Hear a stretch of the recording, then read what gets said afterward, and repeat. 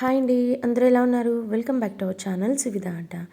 ఈ వర్క్ వచ్చేసి pink colour పైన yellow lemon yellow type and మనకి గోల్డ్ అండ్ సిల్వర్ వచ్చేసి వర్క్ అయితే వస్తుంది. ఈ వర్క్ అయితే చాలా బాగుంటుందండి.